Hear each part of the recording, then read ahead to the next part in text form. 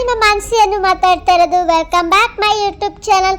ಇನ್ಯಾರು ನನ್ನ ಚಾನಲ್ನ ಸಬ್ಸ್ಕ್ರೈಬ್ ಮಾಡ್ಕೊಂಡಿಲ್ಲ, ಪ್ಲೀಸ್ ಸಬ್ಸ್ಕ್ರೈಬ್ ಮಾಡ್ಕೊಳ್ಳಿ, ಹಾಗೆ ಬೆಲ್ ಐಕನ್ ಆನಲ್ಲಿ ಇಟ್ಟಿರಿ.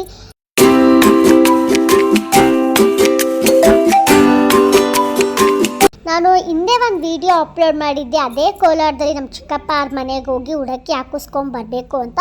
ಆ ವಿಡಿಯೋಯಿಂದ ಕಂಟಿನ್ಯೂಸ್ ಆಗಿ ವಿಡಿಯೋನ ಅಪ್ಲೋಡ್ ಮಾಡ್ತಾ ಇದ್ದೀನಿ. ಪ್ಲೀಸ್ ಎಲ್ಲ ವಿಡಿಯೋನು ಕಂಪ್ಲೀಟಾಗಿ ನೋಡಿ.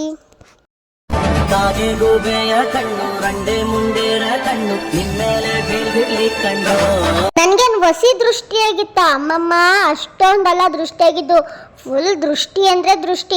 ನೋಡಿ ಹೆಂಗೆ ಪೊರ್ಕೆ ಕಡ್ಲಿ ದೃಷ್ಟಿ ತೆಗಿತವ್ರೆ, ಸುಮ್ಮನೆ ಚಟಪಟ ಅಂತ ಸಿಡಿತಾನೆ ಇತ್ತು.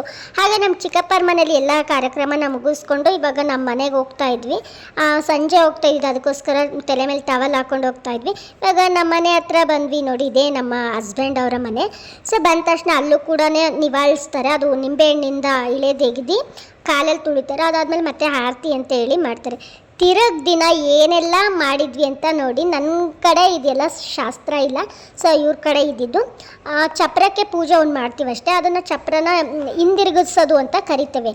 ಚಪ್ರ ಪೂಜೆ ಎಲ್ಲ ಮುಗಿಸಿ ಮೇಲ್ಗಡೆ ಒಂದು ಚಪ್ರ ಇರುತ್ತಲ್ಲ, ಒಂದು ಗರಿನ ಹಿಂದಿರುಗಿಸ್ತಾರೆ, ಉಲ್ಟಾ ಮಾಡ್ತಾರೆ, ಆ ಥರ ಶಾಸ್ತ್ರ ಇರುತ್ತೆ. ಬಟ್ ಈ ಕಡೆ ಸ್ವಲ್ಪ ಡಿಫ್ರೆಂಟ್ ಆಗಿತ್ತು, ಚೆನ್ನಾಗಿತ್ತು. ಸೊ ಅದನ್ನೆಲ್ಲ ಮಾಡ್ಕೊಂಡು ಇವಾಗ ನಾನು ನನ್ನ ಹಸ್ಬೆಂಡ್ ಕೂಡ ಇಬ್ಬರೂ ಫಸ್ಟ್ ಚಪ್ರ ಹಾಕಿರ್ತಾರಲ್ಲ ಅಂದ್ರಗುಟ, ಅದಕ್ಕೆ ಇಬ್ಬರು ಕೂಡ ಪೂಜೆನ ಮುಗಿಸ್ಬಿಟ್ಟು ಇನ್ನೇನು ಕೂತ್ಕೋಬೇಕು. ಸಖತ್ ಎಂಟರ್ಟೈನಿಂಗ್ ಆಗಿತ್ತಪ್ಪ ಇದಂತ. ನನಗೆ ಫುಲ್ ಖುಷಿ ಅಂದರೆ ಖುಷಿಯಾಗೋಯ್ತು. ಹಾಗೆ ಅದೇ ಚಪ್ರದ ಕೆಳಗಡೆನೆ ಕೂರಿಸಿದ್ರು. ನನಗೂ ಹರೀಶಿಗೂ ಮಣೆ ಹಾಕ್ಬಿಟ್ಟು ಇವಾಗೆಲ್ಲ ಮುತ್ತೈದೆಯರು ಬಂದುಬಿಟ್ಟು ಫಸ್ಟ್ ಹರೀಶ್ ಅವ್ರಿಗೆ ಅರಿಶಿನ ಕುಂಕುಮ ಎಲ್ಲ ಹಚ್ತಾರೆ. ಅದಾದಮೇಲೆ ನನಗೂ ಕೂಡ ಅರಿಶಿನ ಕುಂಕುಮ ಮತ್ತು ಹೂವು ಎಲ್ಲ ಹಾಕಿ ಅಕ್ಷತೆ ಹಾಕ್ತಾರೆ. ಎಲ್ಲರೂ ಕ್ವಾಟ್ಲೆ ಕೊಡ್ತಾಯಿದ್ರು, ಎಲ್ಲರೂ ನಗಾಡ್ತಾ ಇದ್ರು ಹಿಂದ್ಗಡೆ.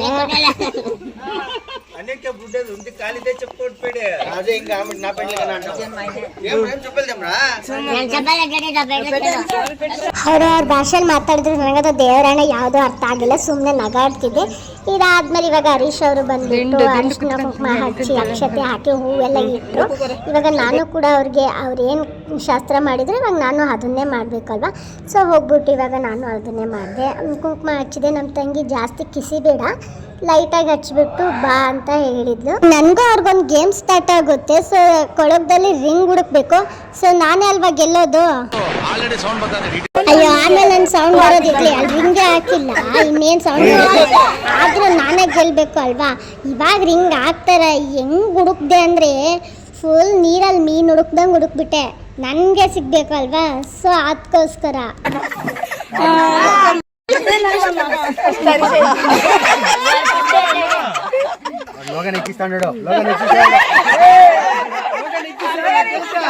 ಮೀಟರ್ ಬೇಕು, ಮೀಟರ್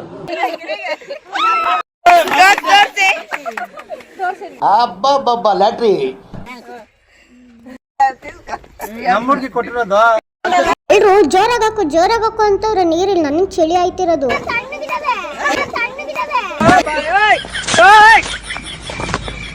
ಬಿಸಿ ಬಿಸಿ ನೀರಾದರೂ ಹಾಕ್ಬೇಕಾವೆ, ಎಷ್ಟು ತಣ್ಣಗಿದೆ. ಅದನ್ನ ಹಾಕ್ಬಿಟ್ರು, ಅದಕ್ಕೆ ಬೆಳಗ್ಗೆ ನೆವಿ ಚಳಿ.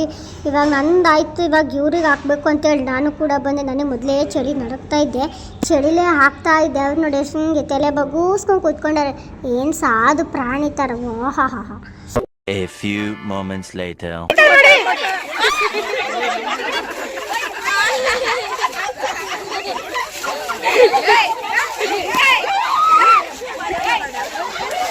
ಎಲ್ಲ ಸೇರ್ಕೊಂಡು ತಕ್ಕುದ್ರು.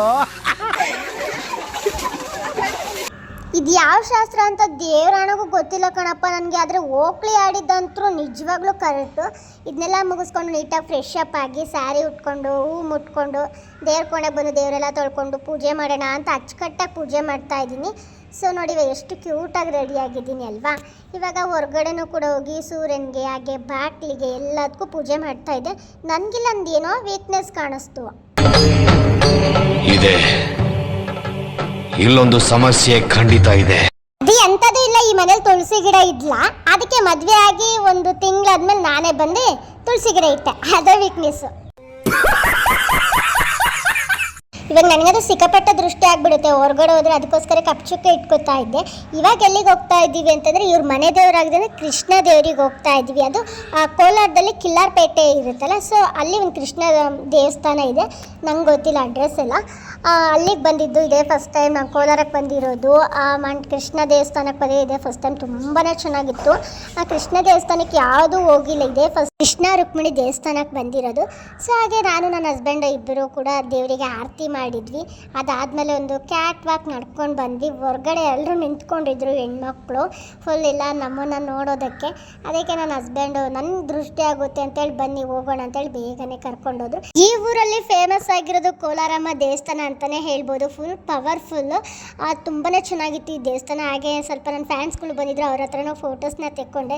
ಒಳಗಡೆ ದೇವಸ್ಥಾನ ಮಾತ್ರ ಮಸ್ತ್ ಐತೆ, ಎಷ್ಟು ಚೆನ್ನಾಗಿತ್ತು ಗೊತ್ತಾ. ಹಾಗೆ ಅರ್ಶಿನ ಕುಂಕುಮನ ಇಟ್ಕೊಂಡು ಇಲ್ಲಿ ಏನೋ ಗೊತ್ತಿಲ್ಲ ನನಗೆ, ಇದು ಏನೋ ಮಾಡ್ತಾ ಇದ್ದಾರೆ. ಅಲ್ಲೊಂದು ಚಿಕ್ಕ ಪಾದಗಟ್ಟ ಇರುತ್ತೆ, ಅಲ್ಲಿಗೆ ಪೂಜೆ ಎಲ್ಲ ಮುಗಿಸ್ಕೊಂಡು ಬಟ್ ಒಳಗಡೆ ಕ್ಯಾಪ್ಚರ್ ಮಾಡೋಕ್ಕಾಗಿಲ್ಲ.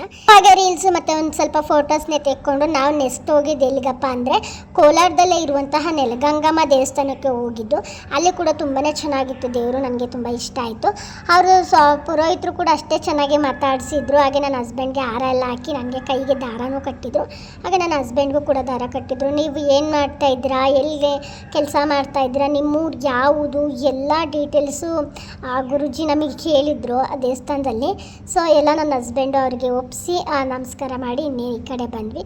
ನಾವು ಯಾರ್ಯಾರೆಲ್ಲ ಹೋಗಿದ್ವಿ ಅವರೆಲ್ಲ ಕೂತ್ಕೊಂಡು ಮೀಟಿಂಗ್ ಮಾಡಿದ್ವಿ. ನನಗೆ ಉಡಕ್ಕಿ ಅಂತೇಳಿ ಕೊಟ್ಟಿದ್ರು, ಅದನ್ನೆಲ್ಲ ವಾಪಸ್ ಇಸ್ಕೊಂಡು ಜಸ್ಟ್ ಎಲ್ಲ ಫೋಟೋಸು ಕ್ಯಾಪ್ಚರ್ ಎಲ್ಲ ಮಾಡ್ಕೋತಾ ಇದ್ದೆ. ನನಗೆ ಒಂದು ಡ್ರೀಮ್ ಇತ್ತು, ಕಾಲ್ದು ಕೈದು ಕತ್ತು ಹಾಗೆ ಇಯರಿಂಗು ತಾಳಿ ಎಲ್ಲ ಫೋಟೋಸ್ ತಗೋಬೇಕು ಅಂತ.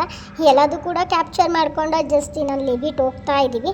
ನಾವು ಹೋಗ್ತಾ ಇರೋದು ಬಂದಿದ್ದು ಬೆಳಗ್ಗೆ, ಆದರೆ ಮುಗಿಸ್ಕೊಂಡು ಹೋಗಿದ್ದೆಲ್ಲ ಈವ್ನಿಂಗ್ ಆಗಿ ಹೋಗ್ಬಿಟ್ಟಿತ್ತು. ಅದಕ್ಕೋಸ್ಕರ ಏನೋ ಸ್ನ್ಯಾಕ್ಸ್ ತಿನ್ನಬೇಕಂತ ಅನ್ನಿಸ್ತಿತ್ತು. ಸೊ ಅದಕ್ಕೆ ಒಂದು ಶಾಪ್ಗೆ ಬಂದಿದ್ವಿ. ತುಂಬಾ ಚೆನ್ನಾಗಿತ್ತು, ಹೈಜಿನಿಕ್ ಆಗಿತ್ತು. ಹಾಗೆ ನಾವೊಂದು ಪಿಜ್ಜಾ ಆರ್ಡ್ರ್ ಮಾಡಿಕೊಂಡು ಜ್ಯೂಸು ಮತ್ತು ಫ್ರೆಂಚ್ ಫ್ರೈಸ್ ಎಲ್ಲ ಅದನ್ನು ಚೆನ್ನಾಗಿತ್ತು, ತುಂಬಾ ಚೆನ್ನಾಗಿತ್ತು. ತಿಂದ್ಬಿಟ್ಟು ಹಾಗೆಯೇ ಈವ್ನಿಂಗು ಮತ್ತೆ ನಮ್ಮ ಚಿಕ್ಕಪ್ಪರ ಮನೆಗೆ ಹೋಗಿ ಉಡಕ್ಕಿ ಹಾಕಿಸ್ಕೋಬೇಕು. ಮದುವೆ ಆಗಿ 3 ದಿನವೂ ತವ್ರ ಮನೆಗೆ ಹೋಗ್ಬಿಟ್ಟು ಉಡಕ್ಕಿ ಹಾಕಿಸ್ಕೋಬೇಕು. ಇಲ್ಲಿ ಕೋಲಾರ ದಾವಣಗೆರೆ ತುಂಬ ದೂರ ಇರೋ ಕಾರಣಾಂತರದಿಂದ ನಮ್ಮ ಚಿಕ್ಕಪ್ಪರ ಮನೇಲಿ ಬಂದುಬಿಟ್ಟು ಹಾಕಿಸ್ಕೊಂಡು ಹೋಗ್ತಾ ಇದ್ದೆ. ಬಟ್ ಅದೇ ಸೀರೆನೇ ಹಾಕ್ಕೋಬೇಕು. ನಾನು ದಾರಿ ಮುಹೂರ್ತದಲ್ಲಿ ಯಾವ ಸೀರೆ ಹಾಕ್ಕೊಂಡಿದ್ದೆ ಅದೇ ಸೀರೆನೇ ಹಾಕ್ಕೊಂಡೆ ಉಡಕ್ಕಿ ಹಾಕಿಸ್ಕೋಬೇಕು.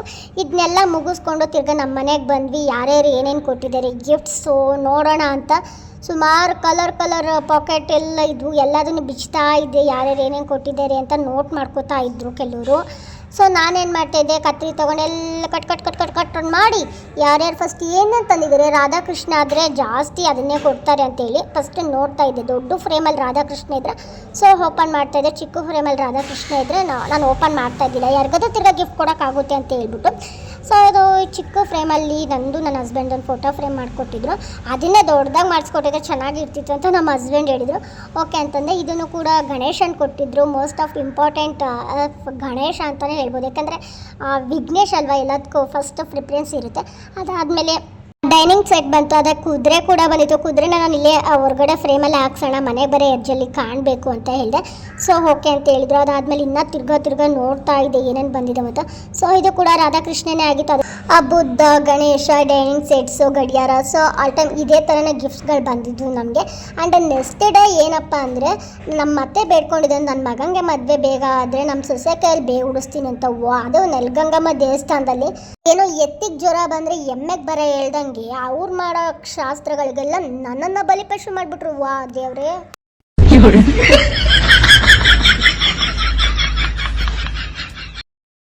ಹಾಗೆ ಇವಾಗ ನಾವು ಲ್ಯಾಂಡ್ ಆಗಿದ್ವಿ ಎಲ್ಲಿಗಂದರೆ ನೆಲಗಂಗಮ್ಮ ದೇವಸ್ಥಾನಕ್ಕೆ. ತುಂಬ ದೊಡ್ಡ ದೇವಸ್ಥಾನ ಇದು, ತುಂಬಾ ಚೆನ್ನಾಗಿದೆ. ಒಳಗಡೆ ದೀಪೋತ್ಸವ ಅಂತ ಕರೀತಾರೆ. ನನ್ನ ತಲೆ ಮೇಲೆ ಇದೆಯಲ್ಲ, ಅದನ್ನು ದೀಪ ಹಚ್ಚಿಬಿಟ್ಟು ದೇವರಿಗೆ ಬೇಡ್ಕೋಬೇಕು. ನೋಡಿ ಬಲಿ ಕೊಡ್ತಾ ಇದ್ದಾರೆ.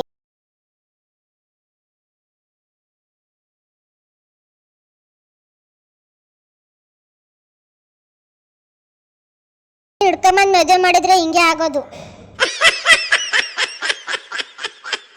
ನಿಮ್ಗೆ ಹೊಡಿರಿ ಚಪ್ಪಾಳೆ ಹೊಡಿರಿ, ಇದು ನಮ್ಮ ದೇಶ ಅಂದ್ರೆ. ಕೆಲವ್ರದ್ದು ಇದ್ರ ಮಧ್ಯೆ ಫೋಟೋ ಸೆಕ್ಷನ್ ಆಗ್ತಾ ಇದೆ. ಬೇಡಪ್ಪ, ಇವಾಗ ದೇವ್ರ ಮೇಲೆ ಫುಲ್ ಭಕ್ತಿ ಇಟ್ಕೊಂಡು ದೇವ್ರ ಶಾಸ್ತ್ರಕ್ಕೆ ಬರೋಣ. ತಲೆ ಮೇಲೆ ದೀಪ ಇಟ್ಕೊಂಡು ಸೊಂಟಕ್ಕೆ ಬೆನ್ಸಪ್ ಕಟ್ಕೊಂಡು ಇವಾಗ ದೇವ್ರನ್ನ ಪ್ರದರ್ಶನ ಹಾಕೋಣ. ಸೊ ಅದಾದ್ಮೇಲೆ ನೆಲಗಂಗಮ್ಮ ದೇವಸ್ಥಾನನ ಒಂದು ರೌಂಡ್ ಸುತ್ಕೊಂಡು ಪ್ರದರ್ಶನ ಹಾಕಿದ್ವಿ. ಹಾಗೆ ನಾನು ನನ್ನ ಹಸ್ಬೆಂಡು ಗರ್ಭಗುಡಿ ಒಳಗಡೆ ಬಂದು ಎಲ್ಲ ಪೂಜೆನೂ ಅಚ್ಚುಕಟ್ಟಾಗಿ ಮುಗಿಸಿದ್ವಿ. ಈ ವಿಡಿಯೋನ ಇನ್ಸ್ಟಾದಲ್ಲಿ ಪೋಸ್ಟ್ ಮಾಡಿದ್ದೆ. ಸೊ ತುಂಬ ಕೆಲವರು ಈ ವಿಡಿಯೋಗೆ ಆ ಪೂಜಾರಿ ಎಷ್ಟು ಕ್ಯೂಟ್ ಆಗಿದ್ದಾರೆ ಅಂತ ಕಾಮೆಂಟ್ ಹಾಕಿದ್ರು. ನಿಮಗೂ ಕೂಡ ಕ್ಯೂಟ್ ಅನಿಸಿದ್ರೆ ಕ್ಯೂಟ್ ಅಂತ ಕಾಮೆಂಟ್ ಮಾಡಿ.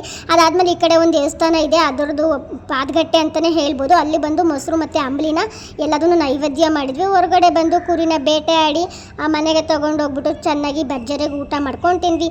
ಈ ವಿಡಿಯೋ ನಿಮಗೆ ಇಷ್ಟ ಆಗಿದೆ ಲೈಕ್ ಕಮೆಂಟ್ ಶೇರ್ ಮಾಡಿ. ನೆಕ್ಸ್ಟ್ ವಿಡಿಯೋಗೆ ಕಾಯ್ತಾ ಇರಿ. ಬಾಯ್.